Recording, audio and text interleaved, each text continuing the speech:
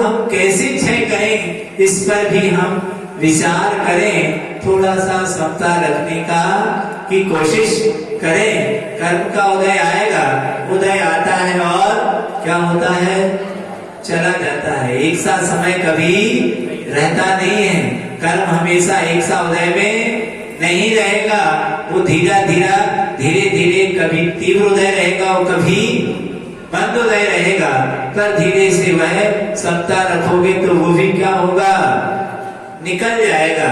समता रखने की आवश्यकता है। पुरुषार्थ करने के बावजूद भी यदि सफल नहीं होते हो तो धैर्य रखने की आवश्यकता है, क्योंकि पुरुषार्थ करने के बाद भी सफलता नहीं मिल रही है। वेट कीजिए, अभी कर्म का क्या चल रहा है, तीव्र उदय चल रहा है। अभी उदय ऐसा चल रहा है, यदि आपने इसमें समझदारी नहीं दिखाई तो क्या होगा, यदि इसमें समझदारी नहीं दिखाओगे तो लुट जाओगे, कर्म की चपेट में आ जाओगे। इसलिए अभी इस वक्त पर सावधानी रखने की जरूरत है। धैर्य से काम लें। जो लोग धैर्य से काम नहीं लेते हैं वो क्या हो जाते हैं, जीवन में परेशान हो जाते हैं। एक राजा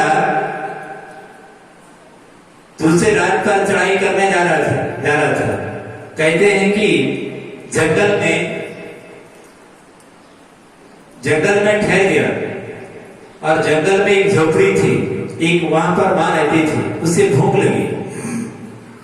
भूख लगने के बाद वह राजा उस मां के पास पहुंचा कि मुझे भोजन चाहिए। उस मां ने बढ़िया स्वादिष्ट खीर बनाई। खीर बनाने के बाद उसे थाली में रखी और जैसे खीर रखी उसने उस पर हाथ डाल दिया। हाथ डालने से क्या हो गया, जल गया। जल जाने से उस मां ने ये देख लिया। उससे पूछा, बेटा क्या करना चाहते हो? बोले हम राजा राज पर चढ़ाई करना चाहते हैं। उसने कहा कि ऐसा करो, लौट कर घर चले जाओ। क्या कहा उस मां ने, लौटकर घर चले जाओ, तुम कभी चढ़ाई नहीं कर सकते हो, तुम्हें हार मिलेगी, कभी जीत नहीं मिल सकती है। उसने पूछा, ऐसा तुमने क्या देखा मेरे से जो मैं जीत नहीं सकता युद्ध? उसने कहा, मैंने तुम्हें देख लिया कि तुम कभी युद्ध नहीं कर सकते हो। जब तुम खीर नहीं खा सकते हो तो युद्ध तुम राजा को कैसे जीत सकते हो? खीर ऐसे नहीं खाई जाती है क्या? ऐसे युद्ध नहीं लड़ा जाता है। तुम सीधे किले पर चढ़ाई करने आ गए हो। अरे तुमने खीर में बता दिया कि तुम अधैर्य है, तुम्हारे पास धैर्य नहीं है, गंभीरता नहीं है, तुम अभी असली वस्तु को समझते नहीं हो। जीवन में धैर्य की बहुत आवश्यकता पड़ती है और हमने तुम्हें देख लिया इस उदाहरण से कि सामने खीर आई, तुम 2 मिनट का इंतजार नहीं कर सके और हाथ डाल दिया और क्या हो गया, जल गए। तो उसने कहा, क्या उसने सोचा ये बहुत बड़ी न्याय नीति के है माँ, ये कुछ हमें सबक सिखा रही है। उसने कहा, देखो बेटा, रात पर चढ़ाई करने के लिए तुम छोटे छोटे से गांव को क्या करते, अपने कब्जे में करते, फिर धीरे धीरे क्या करते, रात पर चढ़ाई करते।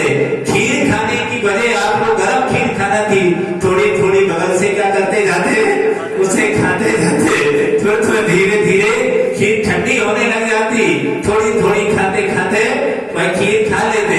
लेकिन तुम्हारी अज्ञानता पर मुझे वो है, शर्म है कि तुम्हारी इतनी बड़ी अज्ञानता, तुमने सीधे बीच में अटैक कर दिया और सब जल गए। अब कहते खीर ऐसा है वैसा है। तो इस तरह से धैर्य की बहुत आवश्यकता है। तो जो धैर्य रखते हैं वो राजा को तो छोड़ो, कर्मों को भी जीत लेते हैं। बहुत धैर्य की आवश्यकता होती है। उस राजा को, उस कुमार को, उस मां ने बहुत महत्वपूर्ण शिक्षा दी कि जो लोग धैर्य नहीं रख सकते हैं, जब संसारिक वस्तुओं को नहीं जीत सकते हैं, फिर परमार्थिक आत्मस्वरूप को तुम कैसे प्राप्त कर सकोगे? क्योंकि जरा भी धैर्य नहीं है। धैर्य सफलता की बहुत बड़ी कुंजी होती है।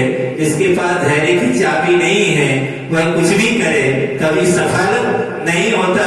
चाहे परमार्थ न हो और चाहे लौकिक में हो, क्योंकि हर जगह धैर्य की आवश्यकता होती है। धैर्य छोड़ा कि क्या हो गया, दृष्टि हटी, दुर्घटना घटी।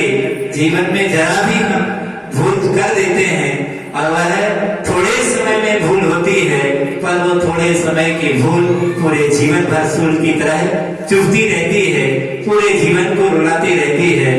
थोड़ी देर की सावधानी पूरे जीवन को खुशियों से भर देती है। पर यह उसके पास में जरा भी धैर्य नहीं था और वह उसका अज्ञानता पागलपन सिद्ध हो गया उस राजकुमार का। और सभा की शिक्षा माँ ने कहा, बेटा अब युद्ध लड़ने के योग नहीं हो, अभी तो इस बात को समझते नहीं हो। तो इस तरह हमारे लिए भी कर्म को जीतना है। बात हम कर्म को जीतने की करते हैं, पर धैर्य खो चुके होते हैं। बहुत धैर्य की आवश्यकता होती है। महान जितने भी बने हैं वो यदि धैर्य को पास में नहीं रखते तो महान नहीं बन सकते थे। इसलिए यहाँ पर कर्म की ओर दृष्टि जाए, जरा से निमित्तों को देखते हैं और हम उबलने लग जाते हैं, उन पर टूटने पड़ जाते हैं। टूट पड़ते हो, अंत में मिलता क्या है? क्या मिलता है? कुछ मिलता नहीं है। तब यहाँ आचार्य महाराज कह रहे हैं कि तुम्हारी दृष्टि वहां पर देखो, बाहर कौन कर रहा है उसकी ओर देखो। शत्रु जब तक मैदान में रहेगा वो बाहर करता ही रहेगा। इसलिए कर्म जब तक उदय में रहेंगे तब तक अनुकूलता प्रतिकूलता ये सब चीजें हमारे जीवन में संघर्ष लगे रहेंगे, ये आते और जाते रहेंगे।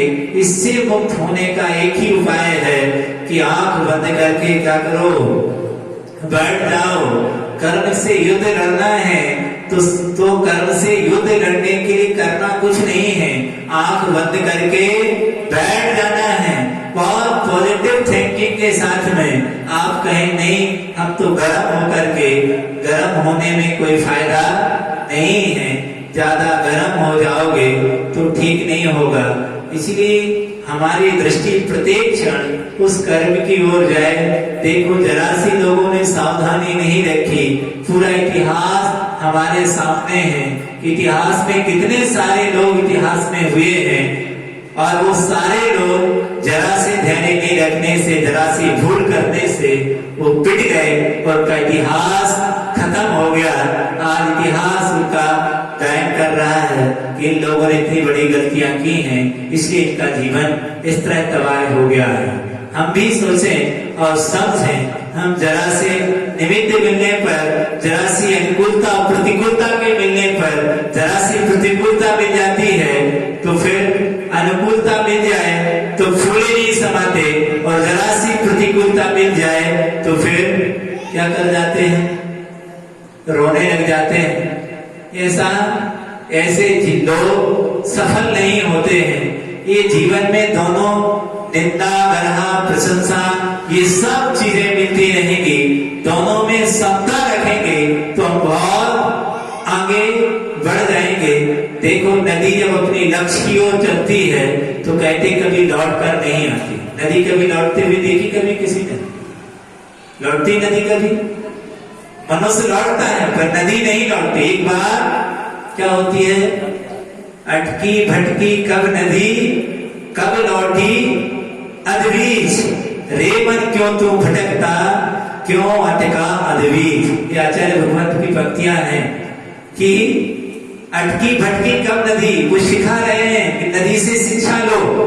आपको जरा से संघर्ष आ जाते हैं, जरा से विकल्प आ जाते हैं, आप लक्ष्य को छोड़ करके भाग जाते हैं, खड़े हो दूर दूर खड़े हो जाते हैं। ऐसे लोग अपनी लक्ष्य तक नहीं पहुंचते हैं। आपको बहुत बड़ा आपने लक्ष्य बनाया है और जरा जरा से समस्या आने पर इतने जल्दी घबरा जाते हैं, इतने प्रभावित हो जाते हैं, तो आप कैसे उस लक्ष्य तक चलेंगे? 3 लोग होते हैं कार्य करने वाले। एक तो वो लोग होते हैं जो डरपोक होते हैं, डर के भय से कार्य कभी प्रारंभ करते ही नहीं है।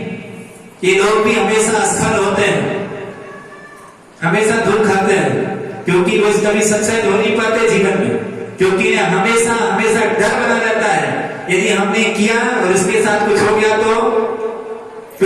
तो ऐसा कहते कहते ये कुछ कर पाते नहीं है। और दूसरे प्रकार के वो लोग हैं जो कार्य प्रारंभ तो कर देते हैं पर बिगड़ बाधाओं के आने पर बीच में ये हाथ खड़े कर देते हैं। क्या कर देते हैं?